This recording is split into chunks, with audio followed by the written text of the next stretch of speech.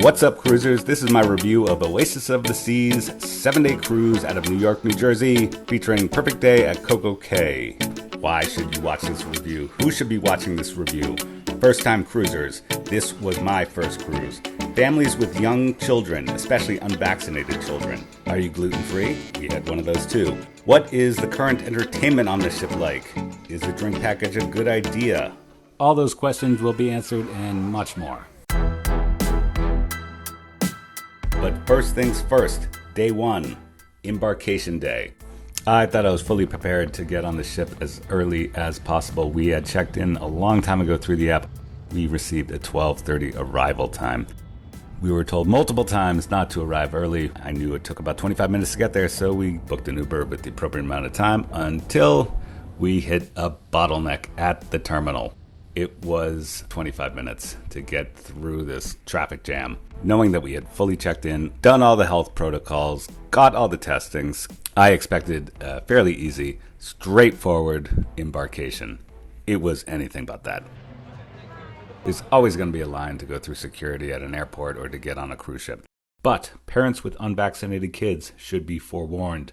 Once you show all your testing and get into the building, which is a slow process, we took our child to get his test at approximately 1 p.m. We were told the results would be emailed to us in about 30 minutes. This is when the chaos begins, because there was no cell signal or working Wi-Fi in this building. If you're grandpa who booked the cruise and doesn't have a smartphone, good luck. Finally, after an hour in this area, our results were handed to us on paper and we were able to get into another line. Ultimately, we made it onto the ship past 2 o'clock. We arrived in the port area at 12:30. It was a painful, slow, and to be perfectly frank, unacceptable process. One of the first things you want to do when you get on a ship or near the ship's Wi-Fi is make all your entertainment reservations at night.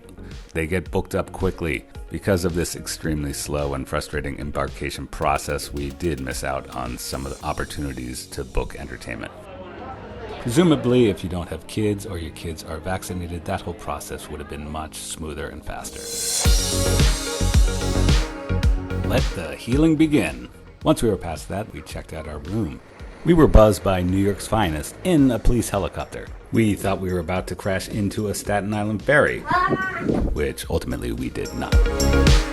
And we got to enjoy a total eclipse of the Verrazano Bridge. Would the ship hit the bridge? No, but it was close. This has to be one of the cooler places to sail out of, and the sail away party was very fun and unique.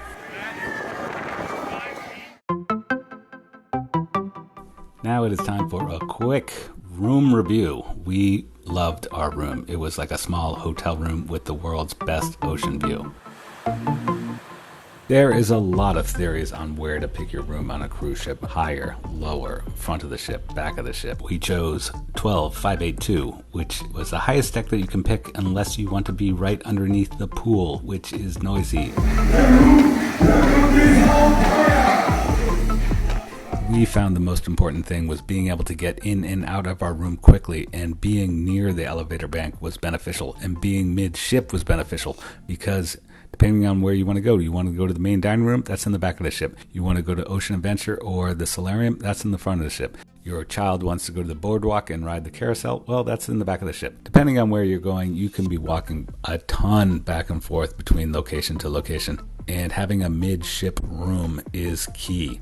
The main nitpick of the room is that there is no USB ports anywhere. Not near the bedsides, not on a desk, nowhere.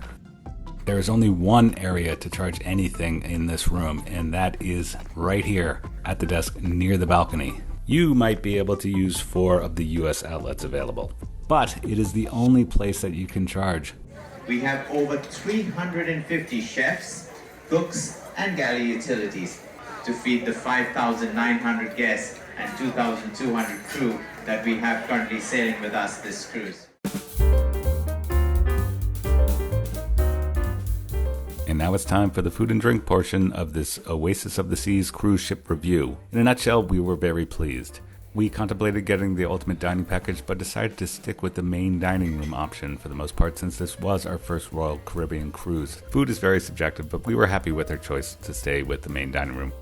A couple evenings we weren't able to go to the main dining room because we had reservations for evening entertainment, and we went to the buffet. In retrospect, we loved the main dining room, but it wasn't perfect. Over the course of a 7-night cruise, you have some hits and misses. Night 6, lobster night, was one of those misses. My lobster was basically cold, and my wife also complained that the steak felt like it was cooked several hours ago and reheated.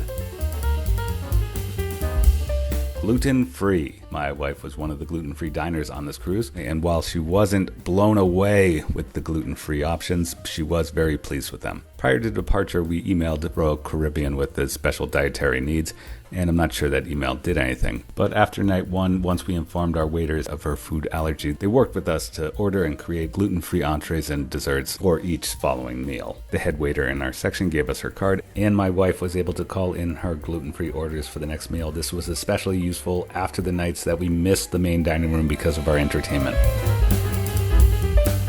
There was gluten-free bread, which she was pleased with, gluten-free pasta, gluten-free desserts. Even the buffet had a gluten-free bagel available to her upon request. With that said, I did a lot of research on gluten-free options prior to boarding and noticed a video that had an entire gluten-free section in the buffet. We did not find that.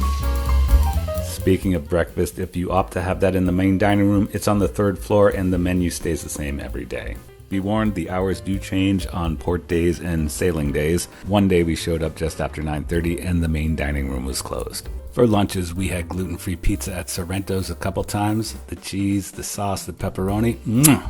We also ate gluten-free tacos and nachos at El Loco Fresh 3 times, so I guess you can say we loved it. The drink package. Is the drink package a good idea? Well, you get one of these super cool glasses, so yes it is. But seriously, if you're one of those people that have the proverbial pina colada by the pool and a glass of wine at night and that's about it, of course it's not a good deal. It's expensive. Prior to boarding, we were able to purchase it for about $73 per person per night, plus 18% gratuity. That equals about $1,200. If you purchase the drink package on board, it gets even more expensive. Now, there are calculators online that you can enter in a reasonable amount of drinks that you would consume in a day, and it will tell you that the price is justified. But I think that's missing the point. Nobody wants to spend $8 for orange juice at breakfast. The point of the Deluxe Drink Package is to turn your cruise into an incidental-free, worry-free, essentially all-inclusive vacation. The whole family enjoyed the drink package. My wife loved getting the specialty coffees multiple times a day. I loved stocking the fridge up with bottled water. Uncle Fester loved the Kraken rum. It's first class, top shelf, all the way. Speaking of the drink package, this ship is packed with family-friendly things to do. From mini golf to the carousel to arcade games, the age-appropriate, child-friendly pool areas are great. Our child loved playing in this pool area, going down the smaller slides dozens of times, even made friends. Oddly enough, our child's favorite area to play was on the boardwalk past Johnny Rockets. There's a double-decker bus. Simple as that. The real unsung hero is the Adventure Ocean Club. There's 3 different playtimes that you can bring your kid to Adventure Ocean, from 10 a.m. till 12, from 2 p.m. to 5 p.m., from 7 p.m. to 10 p.m., all of them complimentary. But there's a catch. Your kid has to actually want to go. I noticed multiple times parents trying to drop their kids off and their kids started bawling. So don't overuse it, I guess. But by using it, it kind of is the only way that you can go to the adults-only solarium.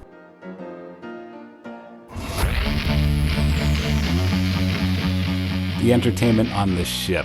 2 big hits and 1 huge miss. Frozen in Time, the skating show, was enjoyable for the whole family. It was fun, it was fast-paced, it had jokes for adults, it had jokes for kids. For family-friendly entertainment, it was pretty much perfect. Aqua 80 is a must-see. We were blown away by it. I'm not going to show much of it and spoil it, but it was amazing. Our show was stopped 3 different times for safety or technical reasons. Even with that, the whole show was outstanding, thoroughly enjoyable, and everybody loved it. Cats.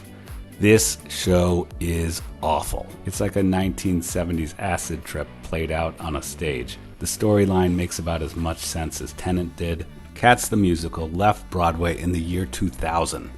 It was outdated then. It has no business being on a cruise ship or a subway platform for that matter in the year 2022. It's 90 minutes long, which is way too long. The bartender said that the show used to have an intermission, but they stopped that because everybody would leave and not go back.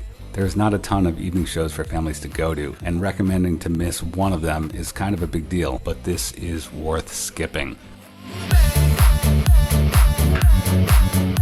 This 7-night cruise has 3 days at sea, 3 different ports. You do the math. Port of call 1 was Orlando. We decided to stay on the boat and enjoy the amenities. The only reason why you'll be on this ship is to go to Perfect Day at Coco Cay. It's awesome. Coco Cay is beautiful. It's always sunny just like this. It's clean. It can be quiet. It can be loud. It has everything for everybody. There's free food. It's just a grand old time. The biggest complaint about Coco Cay is that you're not there long enough. This cruise stopped at 3 different ports, but 2 of them should have been Coco Cay. If your kids are older, NASA could be great. Go to Atlantis or Margaritaville. Both have nice water parks. It has all your typical tourist trap places. The public beach is actually nice, but it's small and it's crowded and you probably need to rent a chair. It's only a 15-minute walk away, but you know what also takes 15 minutes to walk? The pier. It goes on forever.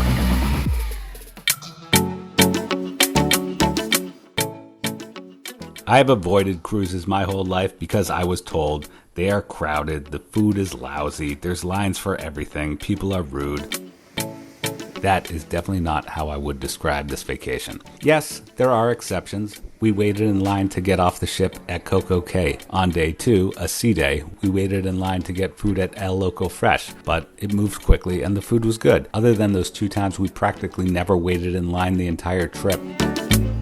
The bars never had a line, probably because the drinks are expensive. And when you're eating in the main dining room, you just walk right in and take your seat. This felt like a post-pandemic cruise. As you heard, there was nearly 6,000 passengers on this ship, which is capacity. Yes, the sea days were crowded on the pool deck. It was annoying trying to find 3 empty seats on sea day mornings, but in the afternoon it did clear out. But that's the only place on the ship that it did feel crowded. The boardwalk, Royal Promenade, Central Park, they didn't feel crowded. And if this cruise was the worst that it gets for crowded and capacity, we definitely will take that. We loved the cruise. It wasn't perfect, but we would definitely do it again. Now that I've been on my first cruise, I am fully qualified to give you some pro tips. Bring some champagne or Prosecco as one of your 2 bottles of wine that you can bring aboard the ship. And then order room service breakfast and eat it on your balcony like a king. This was a wonderful experience and it wasn't expensive at all. Tip 2, buy one of these things from Amazon. It saved our life when it came to charging. This 3-port electrical outlet was barely useful because the outlets are right next to each other. This little cube fixed that problem. Also bring an extension cord if you want to charge your phone by your bed. Buy one of these travel routers. We avoided the Wi-Fi package for most of the trip, but we did buy it on the last couple days. The Wi-Fi on board the ship is expensive, about $25 a day for one device. It also stinks. With this, it won't fix the horrible Wi-Fi, but you're able to buy just one package and share the Wi-Fi to all your devices. Spend the money and get an ocean view balcony. There is some narrative to get the smallest, least expensive room because you'll always be out enjoying the ship's amenities. That is garbage. When the world's sexiest competition was going on by the pool, I liked no better place than to be in the solitude of my quiet ocean view balcony. Also, when the tables near El Loco Fresh were all taken, we just quickly went back to the room because of its location and had the best ocean view place to eat lunch possible. I hope you like this review and I ask you to please like and subscribe so more people will see it. Did I miss anything? Leave it in the comments below.